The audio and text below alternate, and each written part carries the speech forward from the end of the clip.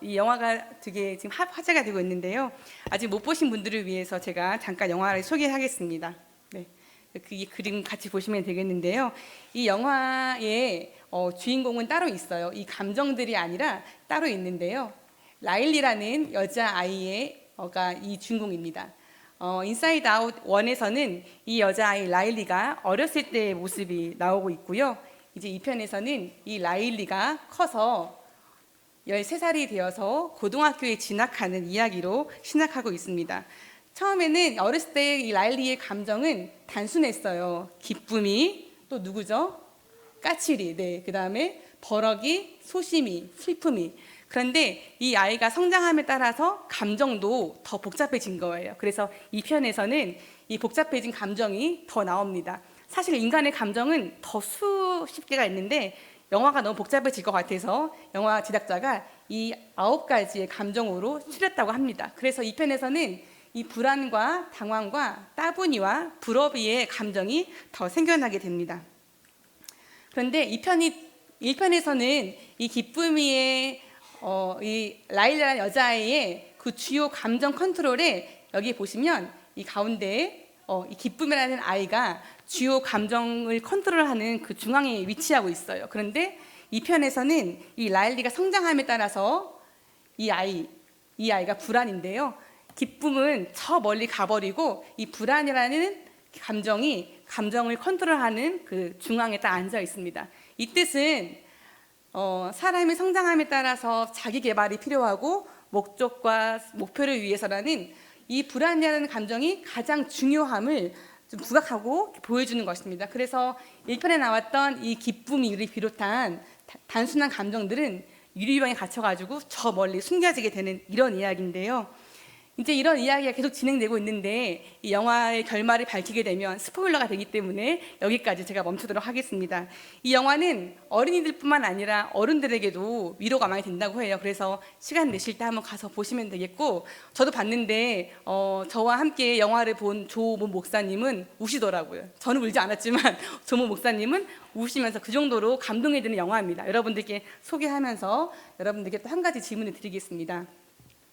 요즘에 성도님들의 감정은 어떻습니까?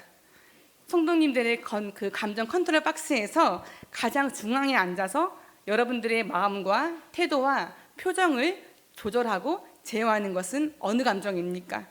잘 모르시겠다면 옆에 있는 분들에게 한번 물어보시면 좋겠어요. 당신이 볼 때 요즘 내 감정이 어떤 것 같냐고 한번 물어보시겠습니까? 네, 여러 대답이 나올 수 있겠지만 나도 내 감정 잘 모르는데 당신 감정 어떻게 알겠냐, 이렇게 말씀하시는 분도 계실 것 같습니다. 네, 그림 꺼주시면 되고요. 우리는 이렇게 우리의 감정이 무엇인지도 모른 채 참 팍팍하고 건조한 삶을 살아가고 있는 것은 아닐까 모르겠습니다. 다양한 감정이 모두 표정으로 드러나는 것은 아니지만 제가 감히 말씀드릴 수 있는 것은 우리 어른들, 특별히 우리들은요, 기쁨이가 우리의 감정의 중요한 자리에 있는 것 같지는 않습니다. 왜냐하면 우리는 마냥 기뻐하기에는 이미 여러 경험들을 해봤기 때문입니다. 깊은 슬픔도 알고 남들이 이해하지 못하는 분노도 우리 안에 참 많죠. 소심하기도 하고 까칠하기도 합니다. 남들을 부러워하면서 질투하기도 하고 당황하기도 참 많이 합니다.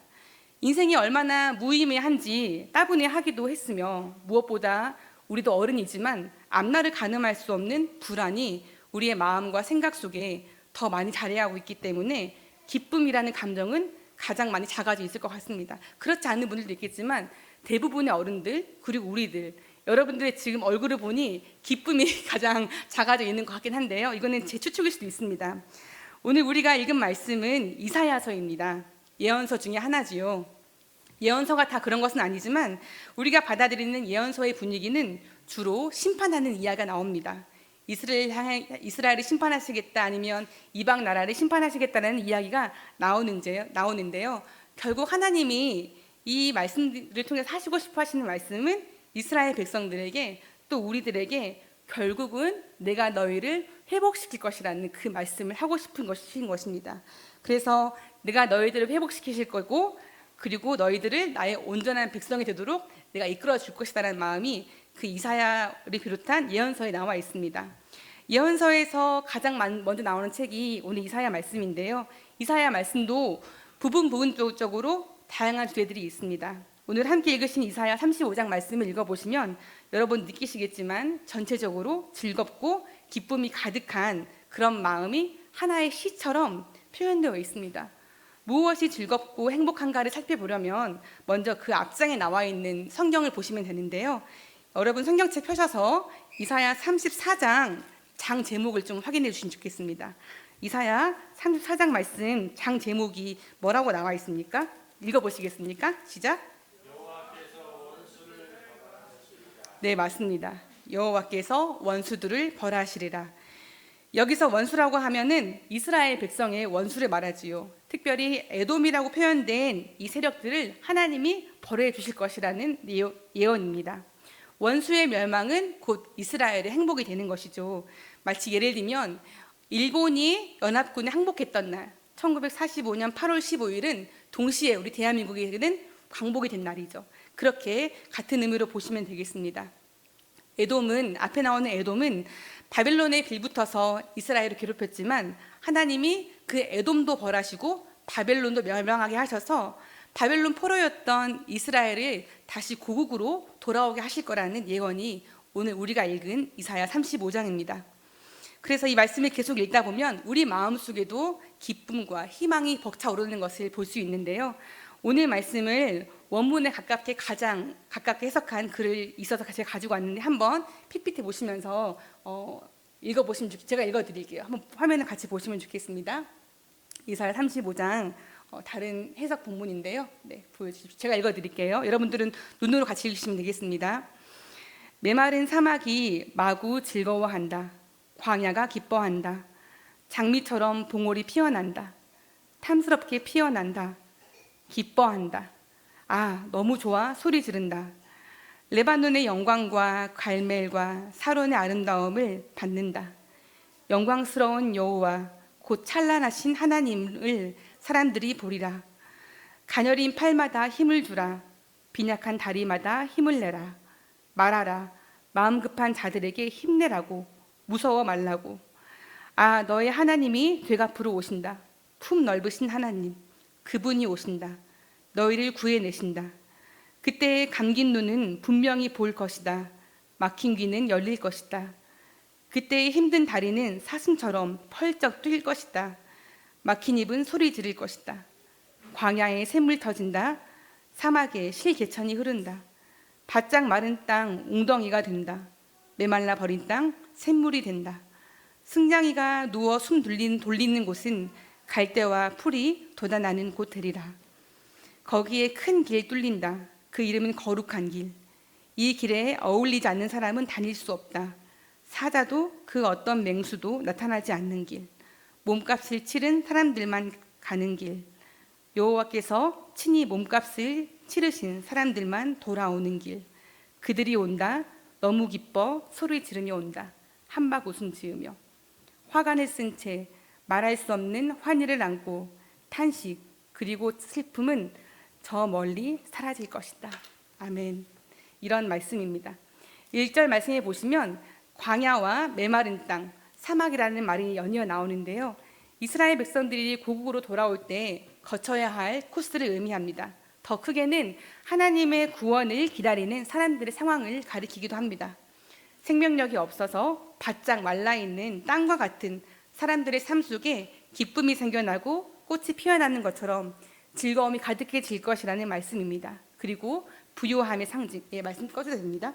부요함의 상징, 레바논과 갈멜과 사론에서 볼 수 있는 아름다움을 광야의 한복판에서 목말라하는 사람들에게 보여주실 것이라는 약속의 말씀이지요. 지금은 힘들고 어렵지만 곧 하나님의 아름다움을 보게 될 것이라는, 아름다운 영광을 곧 보게 될 것이라는 축복의 메시지가 오늘 말씀입니다.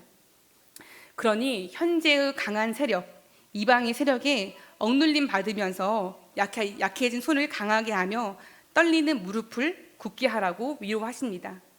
겁을 내는 자들이 있다면 굳세고 두려워하지 말라라고 당부하십니다. 그리고 이어서 말씀에 나오는데요. 오늘 본문 성경책 보시면서 4절에 보시면 두 번이나 같은 말이 나옵니다. 그 말은 바로 하나님이 오사, 하나님이 오사, 하나님이 오사 같은 말이 두 번 나오는데요. 하나님이 오시면 모든 문제가 끝난다는 것입니다.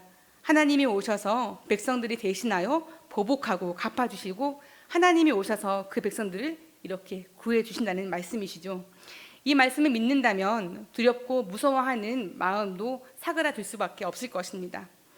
하나님이 오시기만 한다면 다쳤던 눈과 귀가 열리며 힘이 없고 다리를 절뚝거리던 사람들도 사슴처럼 펄쩍 뛸 수 있을 것이라고 축복하고 있는데요.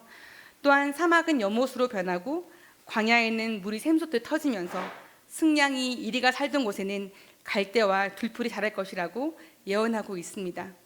거기에는 큰 길이 뚫릴 것인데 그 길의 이름은 바로 거룩한 길입니다.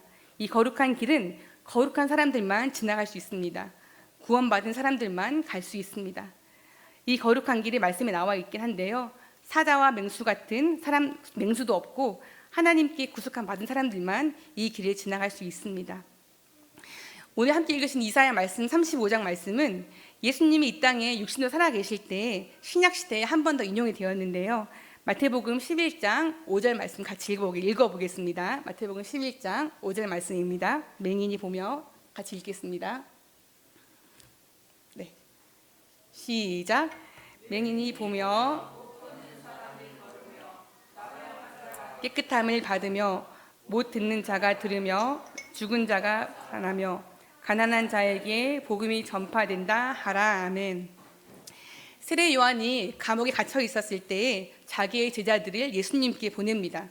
그토록 오랫동안 기다리던 메시아가 정말 그 예수님이 맞는지 확인하고 싶었기 때문입니다. 요한의 제자들이 예수님을 찾아가서는 예수님께 물었습니다. 오실 그이가 예언된 그 사람이 바로 당신입니까? 이렇게 물었습니다. 그랬더니 예수님께서 방금 우리가 읽은 말씀처럼 대답을 하신 것입니다. 오늘 본문 이사야 35장의 말씀을 예수님이 인용하시면서 자신이 설명하십니다. 자신이 메시아가 맞다는 말씀. 그리고 예수님은 정말로 그렇게 이 땅을 회복시키시고 많은 사람들을 구원으로 이끌 것이라고 말씀하십니다. 이사야에서는 하나님이 오시면, 마태복음에서는 메시아, 예수님이 오시면 이와 같은 일들이 일어난다고 예언하고 또 축복하고 있지요. 예수님은 자신에 대해서 이렇게 허황되게 부풀리신 것이 아니라 실제로 공생의 사역을 하시면서 눈먼 자를 보게 하셨으며 걷지 못하는 사람들을 뜨게 하셨지요. 나병 환자를 깨끗하게 하셨고 죽은 자를 살리셨습니다. 가난한 자에게 복음을 전하는 사역을 예수님은 하시면서 예수님 자신이 과연 메시아이심을 입증하셨지요. 이제 이사야 35장의 말씀은 그 구약 시대에 포로 생활에서 벗어나게 될 그 당시 이스라엘 백성에게 뿐만 아니라 그리고 예수님을 통해서 치유함 받은 구원함 받은 신약 시대의 사람들 뿐만 아니라 예수님을 만난 우리들에게도 적용됩니다. 2024년을 살아가는 우리들에게도 이 말씀이 그대로 적용되는데요. 광야와 황무지 같은 우리의 삶에 예수님이 오셔서 꽃이 피어나는 아름다운 기쁨을 허락해 주셨습니다. 우리의 아프고 연약한 육신도 예수님이 치유하심으로 회복된 경험도 우리 모두에겐 다 있습니다. 구원받은 백성으로 세상의 사람들이 누릴 수 없는 기쁨과 행복 속에 우리는 살아가고 있지요. 그런데 제가 다시 한번 묻고 싶습니다. 여러분 정말 행복하신지, 정말 기쁨 가운데 살아가고 계신지 제가 다시 한번 묻고 싶습니다. 예수님을 만나서 행복할 때도 있었고 기뻤을 때도 있는데 지금은 여러 가지 이유로 현실에 찌들어서 다시 광야와 같은 삶을 살고 있지는 않은지 다시 한번 제가 묻고 싶습니다. 내 심령이 메말라 있으며 내 마음속에는 두려움이 아주 많다라고 생각하시는 분이 혹시 우리 중에 없는지 다시 한번 묻고 싶습니다. 아니, 구원받은 사람이 행복해야지 왜 기쁨이 없어요? 항상 기뻐해야죠, 항상 감사해야죠 라는 그런 말로 여러분들의 감정을 제가 억지로 막 끌어내고 싶지는 않습니다. 구원을 받은 것은 분명한데 현재의 상태가 기쁘지 않을 수도 있고 행복하지 않을 수도 있습니다. 구원의 감격이 날마다 매 순간마다 충만할 수는 없겠지요. 왜냐하면 세상이 왜곡이 되고 불완전하기 때문에 우리는 어쩔 수 없이 그 기쁨이 충만했다가도 또 살면서 또 그 기쁜 슬픔 가운데 빠졌다가 이렇게 반복적으로 겪어내야 하는 건지도 모르겠습니다. 하지만 우리가 할 수 있는 것이 있다면요, 이 땅을 살면서 우리가 구원의 감격을 오랫동안 지속할 수 있는 방법이 있다면요, 그 말씀 또한, 그 답 또한 바로 4절 말씀에 나와 있습니다. 하나님이 우리에게 오시는 것입니다. 하나님이 매일매일 우리에게 오시기를 간구하는 것, 그래서 하나님이 주시는 구원과 회복의 기쁨을 날마다 기억하며 사는 것, 이 방법을 여러분들께 권면해 드리고 싶습니다.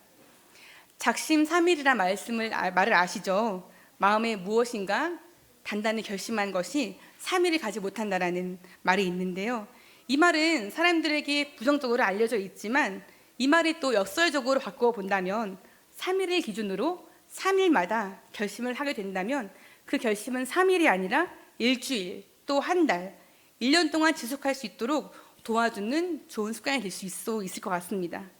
이와 같이 우리도 하나님의 오심, 예수님의 오심, 성령님의 오심을 매일처럼 간구할 때 주님은 우리에게 오셔서 우리를 새롭게 하시고 우리에게 구원의 감격을 날마다 허락하여 주실 것입니다. 우리가 이 땅에서 누리고 있는 이 구원의 기쁨과 감격은 사실 완전한 것은 아닙니다. 장차 예수님이 다시 오실 때 그때 비로소 우리는 주님과 함께 완전하고 완성된 구원의 기쁨을 누릴 수 있는데요, 우린 때때로 그것을 잊어버리고 있죠. 그리고 광야 같은 세상에서 완전한 기쁨을 추구하려고 애쓰기도 합니다. 예수님을 모르는 사람들은 더합니다. 과학기술과 문명이 많이 발달하였고 인간의 삶도 이전에 비해서 많이 윤택이 됐다고 하지만 인간의 마음을 완전하게 만족시켜주는 것은 없습니다. 생활은 편리해졌지만 사람들의 마음은 더 갈급해졌고 점점 더 허무해지는 것은 우리가 부인할 수가 없지요. 예수님을 만나지 못해서 구원의 감격을 맛보지 못한 사람들은 이 허전한 마음을 채우려고 술을 먹기도 하고 스포츠를 즐기기도 하며 각종 취미에 빠져듭니다. 혹은 외로워할 틈이 없도록 밤이고 낮이고 주말이고 빽빽하게 약속을 막 잡는 거죠. 사람들이 그렇게 바쁘게 만납니다. 아니면 많은 돈을 벌어서 좋은 차를 산다고 하려거나 아니면 석사 박사가 되어서 명예를 얻고자 합니다. 그럼에도 불구하고 마음의 헛헛함을 채울 수는 없을 것입니다. 다행히도 우리들, 예수님 믿는 우리들은 예수님 사랑으로 만족하면서 기뻐하는 삶이 무엇인지 아는데 이상한 것은 이 기쁨을 너무도 쉽게 잊어버린다는 것입니다. 세상의 사람들과 우리의 표정이, 우리의 마음이 크게 다를 바가 없다는 것이 참 이상합니다. 왜 그럴까요? 교회에서 예배 드릴 때는 나름대로 웃고는 있는데 교회 밖에만 나가면 웃음기는 싹 사라지고 이번 한 주도 이 험악한 세상에서 잘 버텨내자, 웃을 시간도 없고 기뻐하는 것은 나에게 사치다 라는 생각으로 하루하루를 살고 계시진 않습니까? 그런 우리를 보시는 하나님 마음은 어떠실까요? 내가 너희를 만들고 세상으로 보낼 때 그렇게 두려워하고 불안에 떨면서 살라고 한 것은 아니다. 물론 두렵고 불안한 마음은 어찌할 수 없는 너희의 연약함이겠지만 나 하나님을 생각해라. 그리고 나 하나님이 너희와 함께한다. 너희가 어디에 있든지 내가 그곳으로 가며 너희 안에 내가 머물 것이다. 이렇게 말씀하십니다. 겁을 내고 두려워하는 마음이 계속 우리를 지배하도록 그냥 내버려 둔다면, 감정이 흘러가도록 내버려 둔다면 우리는 어떻게 될까요? 믿음을 저버리고 세상의 것을 쫓아갈 수밖에 없습니다. 예수님이 다시 오시는 때를 기다리지 못하고 다시 죄의 포로, 율법의 포로로 돌아가는 안타까운 일이 발생할 수도 있습니다. 마치 출애굽 이후에 시내산에서 모세를 기다리지 못하고 금송아지를 만들어서 그것을 우상으로 섬기면서 거짓 기쁨에 도취되었던 이스라엘 백성들처럼 말입니다. 모든 것이 불완전한 시대입니다. 모든 신뢰가 깨어져 버렸습니다. 사람과 사람과의 관계 속에서, 국가와 국가와의 관계 속에서 어느 누구도 믿을 수 없기 때문에 우리는 자기만의 방식으로 더 안전하고 더 믿을 만한 성벽을 쌓아갑니다. 불안한 게 싫어서 만반의 준비와 계획을 세웁니다. 그러다 보니 내가 이 땅에 태어난 이유와 목적을 잊어버렸습니다. 죽지 못해 산다고 입버릇처럼 말합니다. 아니, 마음속으로 말하기도 합니다. 그러나 성도 여러분, 그럴 때마다 하나님의 말씀을 기억하십시오. 하나님의 약속을 믿으십시오. 하나님은 반드시 약속을 지키시는 분이십니다. 또한 예수님은 반드시 다시 오십니다. 예수님이 우리에게 보여주실 거룩한 길을 상상해 보십시오. 너무 현실에 찌들었다 보면은 우리의 상상력도 빈약해지기 마련인데, 오늘 이사야 말씀을 읽으시면서 하나님 나라를 꿈꿔 보시면 좋겠습니다. 하나님이 준비해 주실 가장 좋은 선물을 놓치지 않는 우리가 되면 좋겠습니다. 그때까지 믿음으로 견뎌내는 것 우리가 되면 좋겠는데요. 그냥 억지로 어금니 꽉 깨물면서 버티는 것이 아니라 하나님이 주실 영원한 기쁨을 오늘 이 자리에서 미리 가져와서 기뻐하는 우리가 되면 좋겠습니다. 이런 신앙을 선취적 신앙이라고 신학자 몰트만이 말하기도 하였는데요. 예전에 제가 다른 교회 사역했을 때 저는 그때도 새가족부를 맡았었는데 그때 만난 새가족의 이야기를 잠깐 해드리려고 합니다. 연세도 많아서 또 눈도 안 좋으셔서 잘 보이지 않는 그런 분이었는데요. 그분은 인생을 살면서 여러 고난을 만났지만 그 늦은 나이에도 예수님 만난 것을 기뻐하면서 즐거워하는 그런 분이었습니다. 그분께 제가 하나의 기도문을 알려드린 적이 있는데 함께 그 기도문도 다시 한번 보면 좋겠는데요. 아침마다 이 기도문을 읽고 하루를 시작하시라고 제가 권면해 드렸습니다. 함께 우리 같이 초신자의 마음으로 같이 읽어보겠습니다. 시작. 주 예수님, 오늘도 주님을 만나기 원합니다. 나의 삶에 나은 마음에 주님의 자리를 내어드립니다. 주님께서 나를 이끌어 주시옵소서. 내게 오셔서 나를 가르쳐 주시옵소서. 나를 만나 주시옵소서. 예수님이 말씀하실 때에 기꺼이 순종하겠나이다. 오늘 하루를 살아도 주님과 함께하는 풍성한 삶을 살게 하여 주시옵소서. 네, 아침에 눈 뜨자마자 이 기도문으로 하루를 시작하신다는 그분의 이야기를 듣고 저도 참 많이 반성하게 되었는데요. 하나님이 나와 함께 하시는 거 다 알죠. 아는데 그게 머리로만 알고 마음과 삶으로 고백이 안 되는 우리의 모습을 또 보게 되었습니다. 여러분도 이 기도문 제가 나중에 보내드릴 텐데요. 하루 시작할 때 눈 딱 떴을 때 알람을 확인한다거나 핸드폰으로 잠을 깨우지 마시고 이 기도를 하시면서 성도님들의 영혼과 마음을 깨우시면 좋겠습니다. 하나님 저와 함께 하시는 거 제가 아는데 다시 한번 제가 오늘도 하루를 주님께 맡겨드립니다. 주님 제게 와주세요. 주님 제게 임재해 주세요. 주님이 내게 오셔야 내가 기뻐할 수 있고 풍성한 삶을 누릴 수 있습니다 라고 하나님께 의탁하는 기도를 올려드리신다면 여러분들의 매일매일의 삶이 그저 그냥 그렇게 지나가는 삶, 불안이 압도하는 삶이 아니라 하나님이 함께 하시는 기뻐하는 삶으로 이어질 수 있을 것입니다. 반드시 그럴 것입니다. 저도 꺼주시면 되고요. 저도 참 불안함이 많은 사람인데 잘 몰랐습니다. 제가 살아오는 과정을 보면서 저는 항상 무슨 일이든 잘 계획을 하고 또 그 계획대로 성취를 하는 그런 사람이었습니다. 그런데 이 인사이드 아웃 영화 2를 보면서 알게 된 거예요. 아, 내가 계획을 잘 세웠던 이유는 내 안에 불안함이 많았기 때문이구나라고 알게 되었어요. 그러면서 저는 어쨌든 이 불안함을 없애고자 열심히 부지런히 계획을 하며 살아왔죠. 근데 나름 계획대로 잘 진행되었는데 이제 계획이 결혼하고 아이를 낳다 보니까 다 이렇게 무산이 돼버리는 거예요.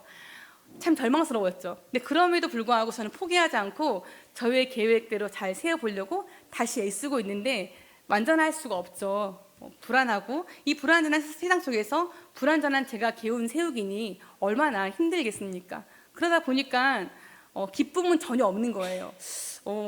이제 그 영화를 보면서 저도 제 안에 기쁨이라는 감정은 그냥 쓸모없는 감정이라 생각이 하고 유리병에 꽁꽁 묶어가지고 저 밑으로 제 마음속 깊은 곳으로 버려두고 하나님이 주시는 기쁨을 매일 누리지 못하고 매일매일 그냥 제가 해야 될 일 그리고 할 수밖에 없는 일 속에서 불안한 가운데 있는 겁니다. 그러다 보니까 제 얼굴도 제 마음도 이게 예수님 믿는 사람인가, 목사는 둘째치고 예수님 믿는 사람 같지가 않은 거예요. 이게 구원받은 사람의 태도인가, 마음인가, 표정인가 하면서 그렇게 하루하루 살던 중에 오늘 말씀을 만나게 된 것입니다. 그래서 여러분들도 이 말씀을 읽으면서 이사야 35장 말씀을 읽으면서 지금 내가 감정적으로 상황적으로 기뻐할 수 없지만 하나님이 주실 기쁨을 미리 내 삶에 가지고 오면서 기쁨을 누리시면 좋겠습니다. 지금 기뻐해야 마지막 그날에 진정으로 기뻐할 수 있는 거예요. 지금 기뻐하지 않고 불안이 압도하면은 아까 말씀드린 것처럼 그 불안한 삶의 상태가 그대로 되면서 결국은 다른 것으로 만족하려고 하고 다른 것으로 내 마음 평안을 얻고자 하는 마음이 있거든요. 근데 우리의 기쁨의 원인은 다른 것이 아니라 하나님께서 주시는 구원의 기쁨, 그 기쁨을 누리시는 우리가 되면 좋겠습니다. 성도가 기뻐한다는 것은 그냥 아무 생각 없이 허허실실 웃는 그런 웃음이 아닙니다. 슬픔 중에도 불안한 중에도 하나님의 약속을 믿으며 소망을 갖는다는 것을 의미합니다. 눈물을 흘리면서 눈물을 애써 삼키면서 동시에 하늘을 바라보면서 웃을 수 있는 사람, 아무도 이해 못하겠죠. 눈물을 흘리는데 웃고 있는 거예요. 세상의 사람들 이해 못해요, 우리들을. 하지만 믿음의 사람들은 그렇게 기뻐합니다. 우리가 잘 아는 신앙의 선배들을 보십시오. 138년 동안 험악한 세월을 살았던 야곱도 그랬습니다. 아들에게 쫓김당하면서 목숨을 겨우 부지했던 다윗도 그랬습니다. 복음을 전하다가 핍박을 받은 바울도 하나님을 찬양합니다.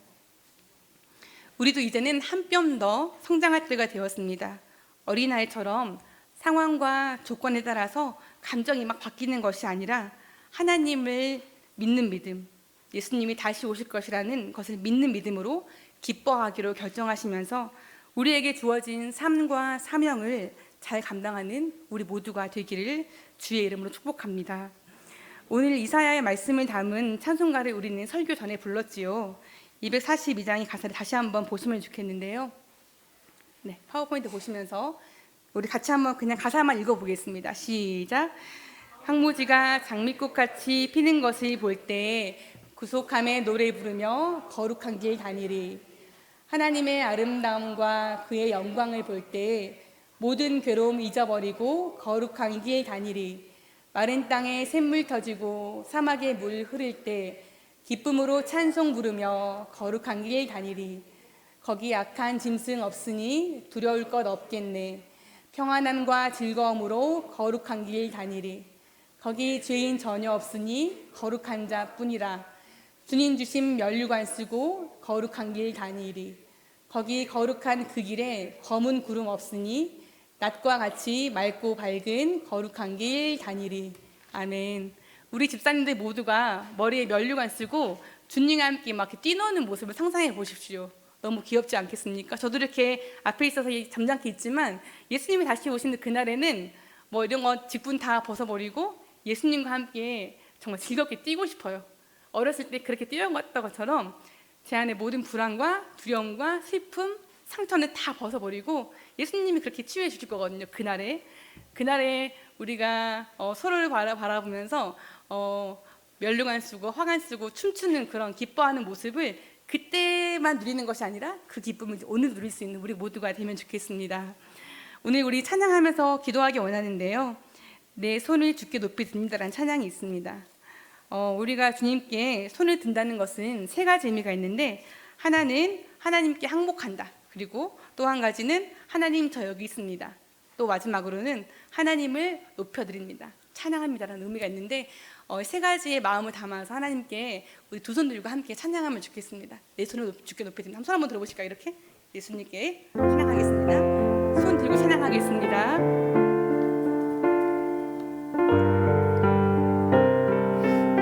내 손을 주께 높이 듭니다. 내 손을 주께 높이 듭니다. 내 찬양 받으실 주님, 내 마음을 주께 활짝 엽니다. 내 마음을 주께 활짝 엽니다. 내 찬양 받으실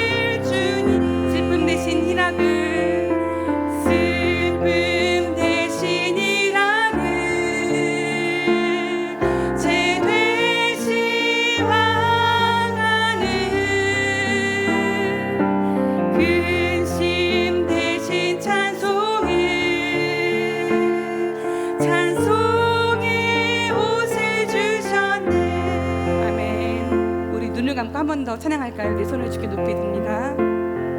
내 손을 주께 높이 듭니다. 내 찬양 받으실 주님, 내 마음을 주께 활짝 엽니다. 마음을 주께 활짝 엽니다. 내 찬양 받으실 주님, 슬픔 대신 희락을, 슬픔 대신 희락을 제 대신 화가는 근심 대신 찬송을, 찬송의 옷을 주셨네. 이 시간 함께 기도하기 원합니다. 아무도 보는 사람이 없을 때, 여러분 혼자 있을 때 여러분들의 마음은 어떻습니까? 여러분들의 감정은 어떻습니까? 하나님이 주셨던 구원의 기쁨은 다 잊어버리고 그저 오늘 내 현실 속에 매몰되어서 슬픔과 분노, 불안과 짜증이 여러분을 압도하도록 내버려 두진 않으십니까? 그런 모습을 하나님도 보십니다. 하나님 보시면서 마음 아파하십니다. 그리고 하나님은 하나님의 약속을 우리가 기억하기를 원하십니다. 내가 너희를 그저 눈물이 가득한 상태, 불안한 상태로 그냥 두지 않을 것이다. 내가 다시 와서 너희들의 눈물을 거두어주고 너희 슬픔 대신 기쁨을 줄 것이라는 약속을 말씀하십니다. 오늘 이 약속의 말씀을 우리 각자의 것으로 취하면서 그 말씀대로 기도하기 원합니다. 그리고 혹시 마음속에 기쁘지 않고 불안함과 슬픔이 가득하다면 그 마음 그대로 주께 올려드리시면서, 하나님, 사는 것이 참 어렵습니다. 하나님이 이렇게 살라고 주신 인생 아닌데 왜 이렇게 사는 것이 어려운지요. 그럼에도 불구하고 분명히 하나님의 기쁨을 위해 창조된 제가 그 기쁨을 누리며 살겠습니다. 예수님이 다시 오시는 그때까지 오늘 하루를 버텨내면서 슬프고 어렵고 불안한 건 여전하지만 그럼에도 불구하고 하늘을 바라보면서 그 날을 기다리면서 오늘도 버텨내겠습니다. 오늘도 내가 기뻐하겠습니다. 그런 마음을 함께 기도하시면 좋겠습니다. 기도하시겠습니다. 하나님 아버지, 주님 사랑하는 교수 집사님들, 성도님들과 저에게 아버지 오늘 약속의 말씀을 주셔서 감사합니다. 아버지, 이 마음이, 아버지, 우리의 감정이 참 불안하고 어렵지만 그럼에도 불구하고 우리는 구원의 약속을 받은 자녀들입니다. 하나님의 기쁨을 창조된 사람들입니다. 아버지, 여러 가지 어려운 마음들, 불안한 마음들, 아버지 슬퍼하는 마음들, 분노의 마음들 아버지께 올려드리오니 주님 거두어주시고 하나님이 주시는 기쁨과 아버지 즐거움을 오늘 취할 수 있도록 인도하여 주옵소서. 그럼에도 불구하고 주님께 나아가오니 아버지, 우리에게 오셔서 우리에게 임재해 주셔서 매 순간마다 하나님을 의지하며 하나님의 경험을 할 수 있도록 인도해 주옵소서. 광활한 인생을 살면서 우리가 날 바치는 것이 아니라 날 바치 앞에 기뻐하면서 매일매일 기쁘게 접해 나갈 수 있도록 아버지 도우시옵소서. 하나님께 모든 것을 맡겨드립니다. 우리의 모든 삶과 사명을 맡겨드리오니 아버지 취하시고 아버지 일하여 주시옵소서. 주님, 우리에게 기쁨을 더하시고 하나님 주신 기쁨 가운데 가져갈 수 있도록 인도하여 주옵소서.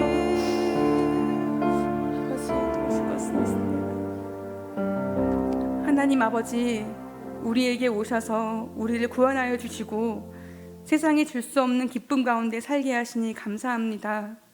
우리에게 거룩한 길로 다닐 수 있는 은혜를 주신 것도 또한 감사드립니다. 예수님이 다시 오시는 그날까지 그날에 누리게 될 완전한 구원의 감격을 기대하면서 이 땅에서 주어진 삶을 살 수 있도록 인도해 주시옵소서. 예수님이 다시 오셔서 이 땅의 모든 것들을 아름답게 회복시켜 주시고 우리에게 영원한 생명과 기쁨을 주실 그날을 기다립니다.